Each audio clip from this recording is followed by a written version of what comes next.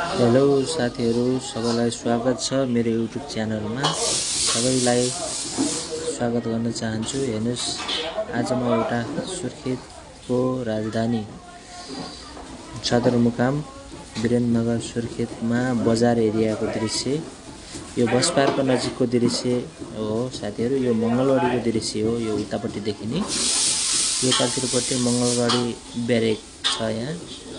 त्यसैगरी यो बस पार्कको दृश्य हो। यो दृश्य देखाउन गइरहेका छौं। यो बस पार्क एरिया हो। बस पार्क तल्लो गेटदेखि यो हाइवे सुर्खेत वीरेन्द्रनगरको कर्णाली प्रदेशको राजधानीको यो हाइवेको चाहिँ हामी दृश्य देखाउन गइरहेका छौं। यो दृश्य देखाउने क्रममा यो यस्तो रहेको छ। हामी यहाँबाट अगाडि हामी प्रस्थान गरिरहेका छौं। हामी विभिन्न किसिमका दृश्यहरू देखाउँदै जानेछौं। हेरेर साथ दिनु होला है साथीहरु। अब यहाँनिर हामी आउँदै गर्दा यो चाहिँ यो यहाँभन्दा माथि र यो क्याम्पस लाइन हो। यो कलेजहरू छ यहाँ। यो विश्वविद्यालयहरू हो। यो सुर्खेतको विश्वविद्यालय यस्तो देखिएको छ साथीहरु। अब यहाँभन्दा अगाडि गएपछि यो चाहिँ यो बुलबुलेको एरिया देखियो। यो बुलबुले चोक हो। यो तल्तिरपट्टि देखिने यो बुलबुले जाँदै गर्दा गेट हो। यो बुलबुले प्रवेश गर्ने गेट हो। यहाँदेखि अगाडि गएपछि यो दैलेख रोड चोक अथवा एकता नगर चोक हो। यहाँबाट हामी माथितिर चाहिँ दैलेखतिर जाने रोड हो यो। यहाँभन्दा अगाडि चाहिँ यो खजुरा भन्छ यसलाई। यो खजुराको दृश्य हामी हजुरहरुलाई देखाउन गइरहेका छौं। यो हाइवे रोड हो। यो कर्णाली प्रदेशको राजधानीमा रहेको वीरेन्द्रनगर भित्रको यो मेन हाइवे रोड, यो मेन हाइवे रोड हो। यहाँदेखि हामी खजुराको एरिया हो यो। हेर्नुस् साथीहरु, यसरी गइयो भने खजुराको दृश्य देखाउन गइरहेका छौं। यसरी जाँदै गर्दा हजुर यहाँ यो खजुराको दृश्य है। यो खजुरा भन्ने ठाउँ हो। यो इतराम खोला पुल हो। हामी यहाँबाट अगाडि गयौं भने यो पनि खजुरा नै हो। यो खजुराको दृश्य हो यो पनि। हेर्नुस्, रोडहरू कति सुन्दर छन्, सफा छन्, राम्रो छन् है। यहाँको एरियाको यस्तो दृश्य देखिरहेका छौं साथीहरु। यो खजुरा, यहाँदेखि खजुरा सकियो। अब एयरपोर्ट चोक हामी पुग्नै लागेका छौं। यो चाहिँ रहेको छ एयरपोर्ट चोक। यहाँभन्दा अगाडिको दृश्य एयरपोर्ट हो।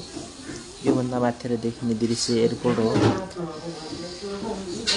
एयरपोर्टको एरिया यस्तो रहेको छ साथीहरु। हेर्नुस्, यो एयरपोर्ट हो। यो एरिया एयरपोर्ट हो। यस्तो रहेको छ। हेर्नुस्, रोडहरू यो हाइवे रोड यस्तो रहेको छ है।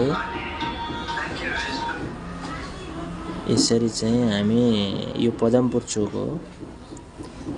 यो एकदमै रमाइलो दृश्य छ।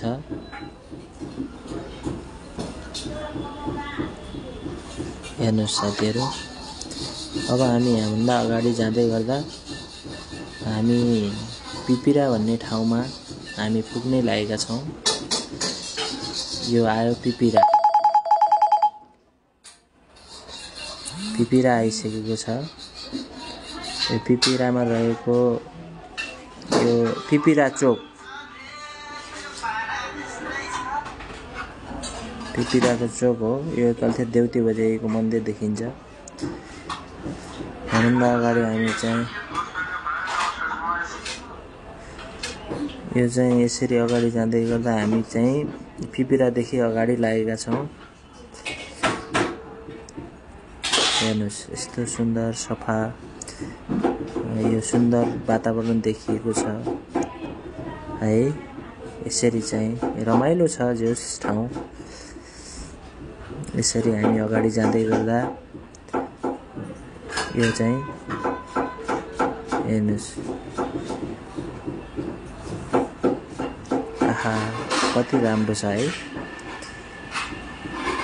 यस्तो रहेको छ है साथीहरु, हेर्नुस्। अब हामी बिस्तारै बिस्तारै हामी चाहिँ अगाडि बढिरहेका छौं। अगाडि बढ्ने क्रममा हामी यो धुलाईबेट पुग्ने क्रममै छौं। अब यो धुलाईबेटको दृश्य देखाउने नै छौं। हेर्नुस्, यसरी चाहिँ यो दृश्य कस्तो रहेको छ हेर्नुस् साथीहरु है।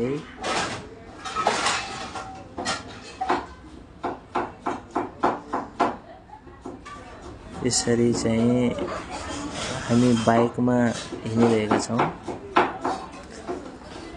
यो बाइकबाट खिचेको भिडियो हो। अब हामी आयौं धुलियाबेट भन्ने ठाउँ यो हो। हेर्नुस्, यहाँदेखि माथितिर गयो भने यो गुमी लेक पर्सातिर जाने यो सर्टकट बाटो, दाङ जानलाई यो बाटो चाहिँ कोलपुर नेपालगञ्ज हुँदै यतातिर जाने बाटो हो। यो दृश्य हेर्नुस्, यस्तो रहेको छ साथीहरु है। हेरेर साथ दिनु होला, सब्स्क्राइब गर्नु होला। हवस् त, धन्यवाद।